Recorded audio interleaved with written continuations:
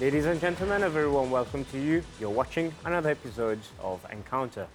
In the program today, we have Deepak Belani from Singapore.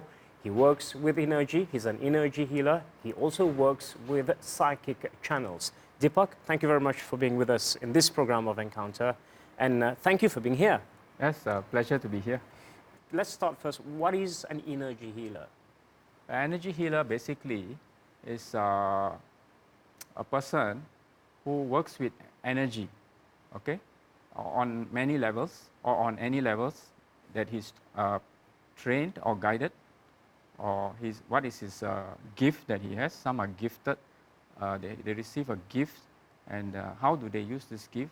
And if I'm an energy healer, it means that I will be looking at a person's energy and see where are the blocks in his life, his body, his chakras, and I will see what I can do to remove those blocks. Psychic channels, it sounds very high-tech, psychic, as in, are you intuitive? A psychic channel is a person who is able to see things. For some people, they can hear certain things which is inaudible for a normal person. After reaching a certain level of practice, which has brought them to this level. Because maybe some of them are even born with it. We have many people who are born with such gifts. They can actually hear things that we can't hear, a normal person can't hear. Whereas some people, they are able to see things which others can't see. So that makes it a lot easier to do the healing work. For healers, right, if you have such gifts, right, it can be a blessing in disguise. But for some people, it may also not be a blessing. It could be very uncomfortable. Yes, for some people, they are, especially those who are born with it, we have experienced many of them, they actually do not know how to deal with it. Especially at a young age. Yes. If it comes after a few years, I think. So you mentioned some people hear it, some people see things that others can't. What is yours? Actually, for me, I am more of a transmitter. All right. And I'm a counselor. This is my real gift. And my wife, she's more of she has her own gifts. And usually we work together because we are actually a twin flame. So, a twin flame? Twin flame, yeah. So the you're universe complementary. has brought us together. Yeah. Of course, I did not know that I was going to do this. I was very involved with the worldly things in the past. And my wife, I never wanted to get married. I was happy the way I was.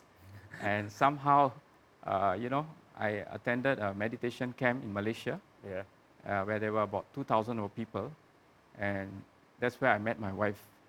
And I did not even know that she was going to be my wife. And 3 months later, we got married. Wow, that's quick. That's really quick. In Singapore, you need at least 1 year to prepare for a wedding. You said that you got the gift. How do you get a gift? Is it like something you just download?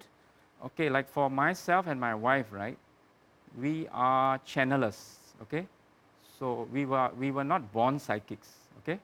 Those people who are born, right, they are in a different category.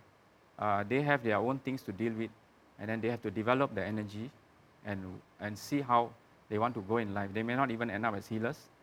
I know someone in Singapore who, she is very scared of her gift because she's seeing things that she's frightened of.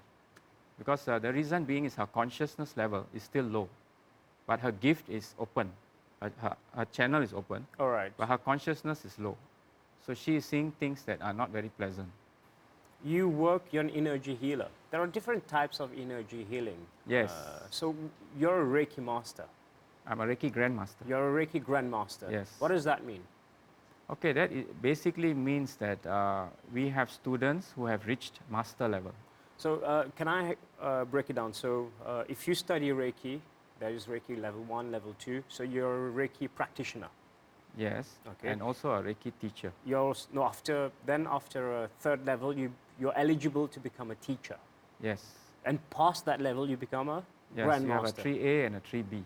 3A and 3B. Yes.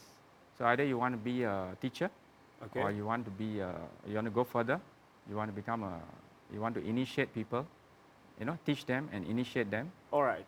And and then once you have students who have actually reached master level, then you can call yourself a grandmaster. So you've done all this. Yes.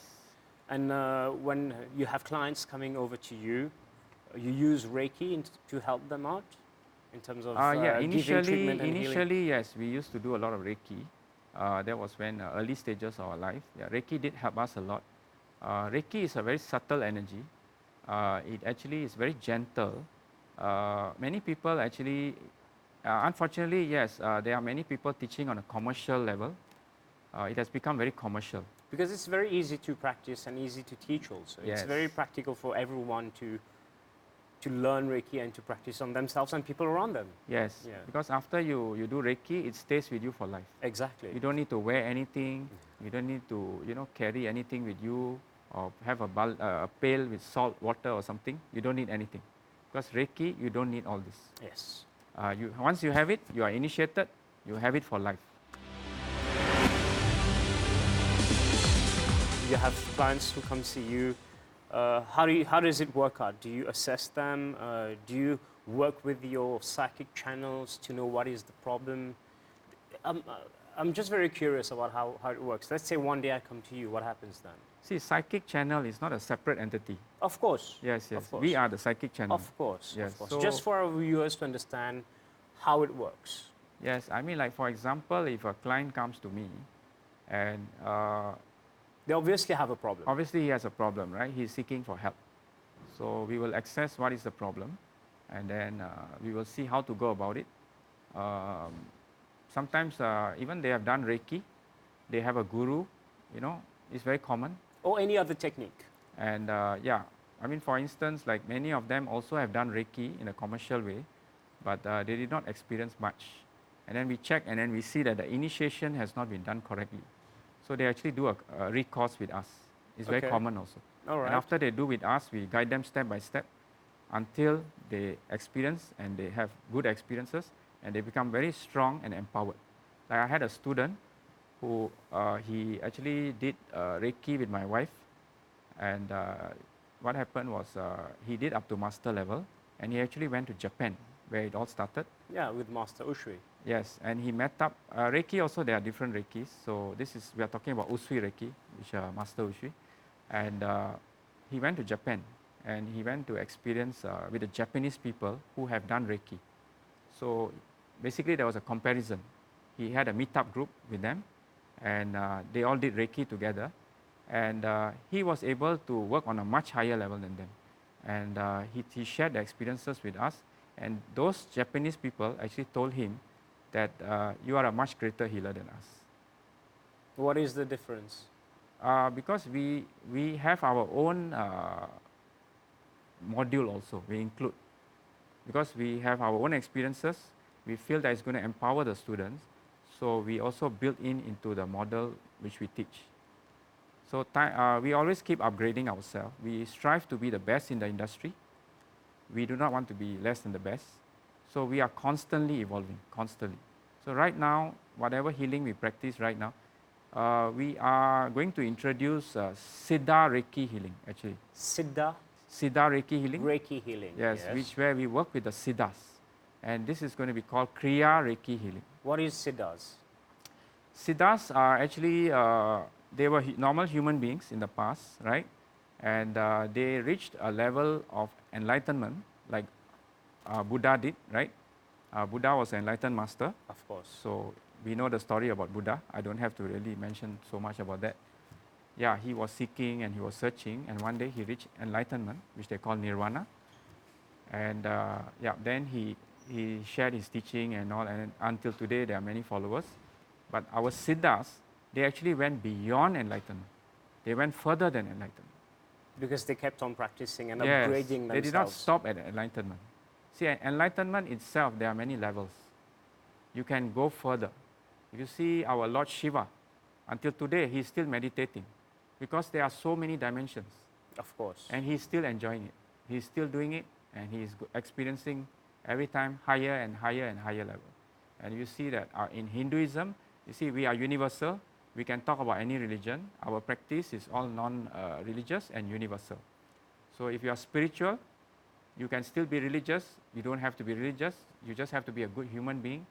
That's what life is all about, right?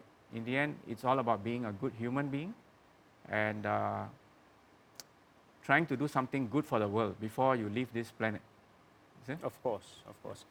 So you mentioned earlier about the Kriya Reiki program Yes. that you have already introduced or will be introducing. This is coming soon All right, what is it about? because we are still discussing with the masters and we are still getting downloads. All So right. we are just fine-tuning everything and then we will start the course. Downloads. Yes. You're still getting downloads Downloads, yes, yes. from the higher beings. Yes, yes. You- This is part of being a psychic channel. But that sounds scary to the normal person. Yeah, basically it's just, it's very simple. We can look at it as how do you communicate with the other world, the divine realm, right? The divine realm is so wonderful. It has a lot to share with us, you know, but they only share with people who are ready. People who are ready and people who are going to use it for a good purpose. If you are selfish, you want to use it for selfish purpose, then they are not going to share much with you. So how do you become ready then? Let's say I want to become ready. Oh yes, you have to work very hard. How does that work? What's the process? How do you start? Okay, like for me, right, I first, okay, let's talk about my story and with my wife. Yeah, of course, I was not married then. Yeah, at the age of 14, I started my search for answers. So I went through many paths, okay? I did all kinds of healings. I was involved in a Japanese organization as well. And I was involved in a Christian church. I was a volunteer in a charismatic church where the pastor used to preach about Christianity. And I was a volunteer there. And I also used to get up at 6 in the morning and attend the courses there because I found it very interesting. They had a lot of mass healings and all that. You were a seeker already then. Yes, you were yes. looking for answers for questions that you had. Yes, yes. That's very obvious. Yes. Yes, yes. So I was seeking and I was trying to, I used to think there must be more to life because I saw a lot of suffering in my own family as well. I saw a lot of things which I feel that was not very pleasant. And outside my family, my relatives, my friends, they were all having problems. They were not happy. People were in pain. People were suffering. Hospitals, medical system, I didn't like the system because I believe that if the medical system is really good, hospitals should be empty, not full. And today you don't even have space in the hospital. Yep. Yeah. I remember once my dad was not well, I had to take him to the hospital. It was an urgent case and there was no room for him, there was no bed. And they actually had to put him under a tent, a temporary tent, and he was there for like almost 3/4 of a day before they found a room for him. So hospitals are too full, and this is happening everywhere in the world now. If you go to Japan, you have to actually go from hospitals to hospitals. So that Just to get a prompted room. that prompted you to ask even more questions then. Yes, yes. What next happened? Well, I just continued my journey, and whatever came, you know, I just take it as a learning experience. So step by step, you know. Then I was studying, I was in school, you know, school life. Then I went through my teenagehood. You know, that was again another experience. You know, girlfriends, social life, heartbroken, first love. Life happened. So yeah, life happened. You know, you go through everything. I had my Yes. first steady girlfriend when I was 12 years old. So I started early. 12 years, please do not listen to him, okay? So yeah, and then the breakup was really painful, and she didn't want to break up. So I had a hard time breaking up with her. So that was the first experience, and then, but that made me stronger. Then later on, when I had my next relationships, right? So I knew how to handle a bit better. Then again, you go through another breakup. Then, you know, these are all learning experiences in life. And these are going to help you in future. Rumi says, keep breaking your heart until it opens.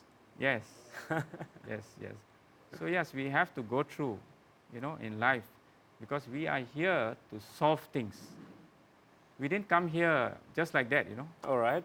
You know, people are living life just like this. Whatever comes, they do, and whatever, they just come and go, like, you know, as though it's just normal.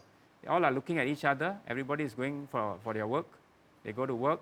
You see the movie Matrix, Yes. you will actually see this scene where there's one scene where he paused the frame, and what was the hero name, if you remember? Neo.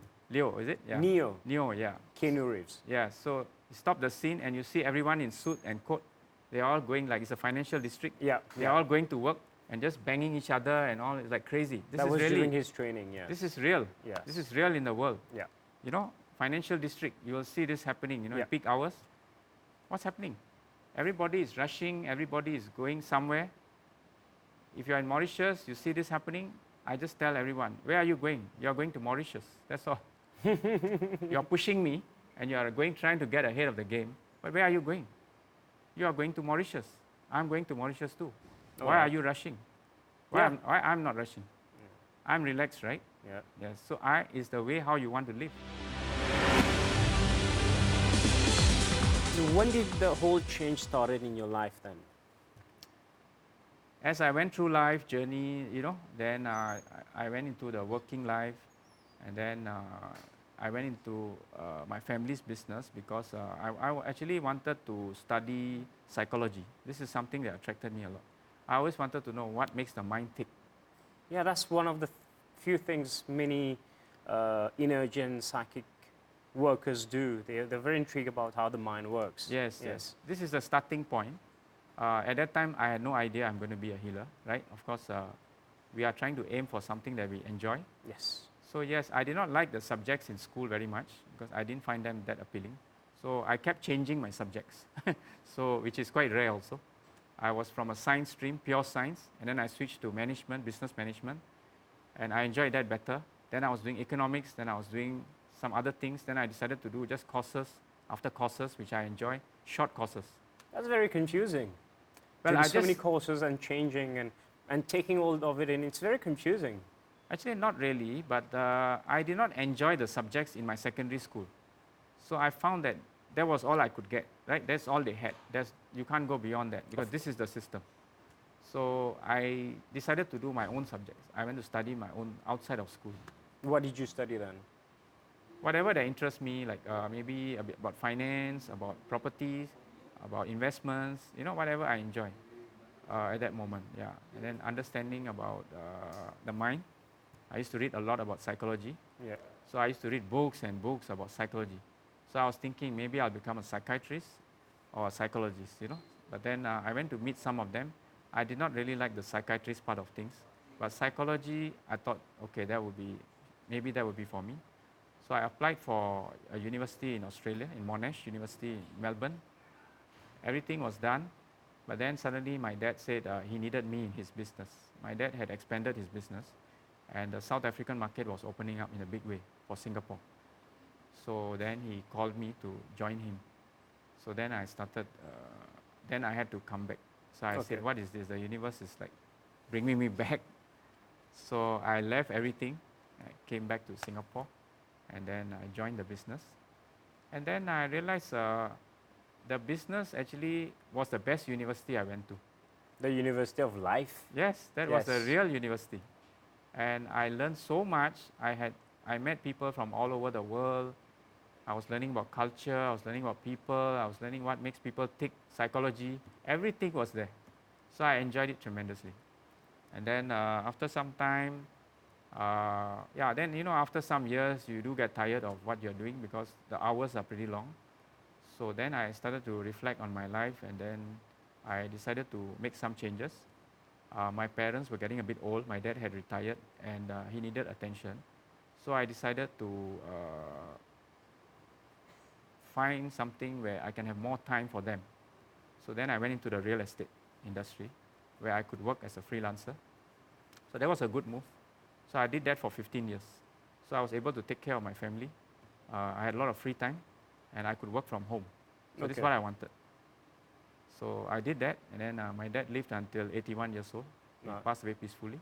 He was very happy. And my mom, she passed away earlier. My mom had cancer. My dad had dementia in his last stages. So it was very difficult. Yeah, to manage. Two difficult things. The cancer also was very difficult.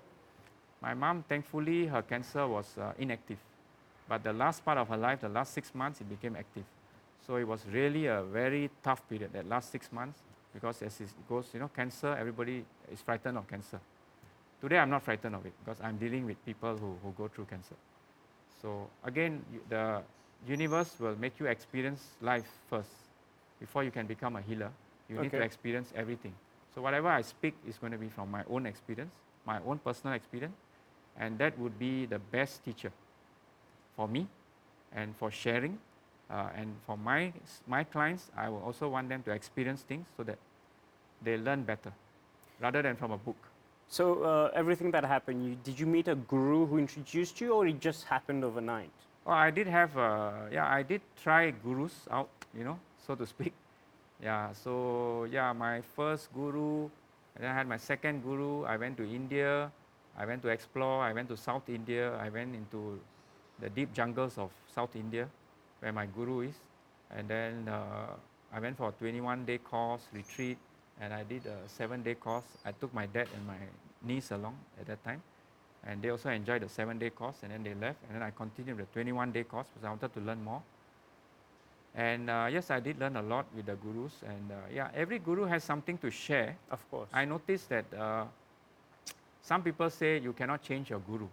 I do not agree with that because you can change. Because a guru is a teacher. He's here to teach you. If you have a very personal guru, which is rare nowadays, where they take care of you personally, this is very rare now. That is another story. Maybe that guru will guide you what to do. But today's guru, they are mostly on a pedestal, on stage. They come on TV, things like that. It's very common now. So they are not going to give you personal attention. I've tried, I went through, I'm not going to mention names, but I learned many things from that guru in Chennai. I was very happy, grateful to them. And my life did change a lot. So did all my other paths. I went through a Japanese path I mentioned. That made me an honest person. That path, I was there for 10 years. It really trained me internally. I had to wash toilets. I had to do all kind of things which people may not want to do. But as I was washing the toilet, I noticed that I'm washing the toilet. It is actually cleaning my soul. I started to get flu, fever. I felt that I was cleaning up my body inside. So it's like a detox from inside. Yes. Yeah. Whatever you are cleaning, you see something dirty, you start to clean. Essentially, it has come in front of you as dirt, right? Yeah. But in reality, as you're cleaning that, right, you're cleaning your inside. Okay. And sometimes you will actually you start to get fever. And fever is just a process of removing some toxins. Yes. And you will notice that after you finish cleaning, you'll feel very good. This is a time-tested thing. You can try it out and you'll experience it.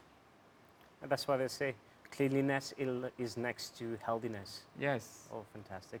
Deepak, for anyone who wants to get in touch with you, you have a Facebook page, right? Yes. What is the name of the Facebook page? We are known as Conscious Flowering. Conscious Flowering. Yes. So anyone who wants to get in touch with you, they can send you a message on Conscious Flowering. That's right. All right, Deepak, we have now come to the end of this episode of Encounter. Thank you very much, Deepak. Thank you very much for having me here. Ladies and gentlemen, we have now come to the end of this episode of Encounter. If you have any proposals, questions, queries on the guests, please drop an email. It's encounter@mbc.itnet.mu. Until the very next program next week, goodbye.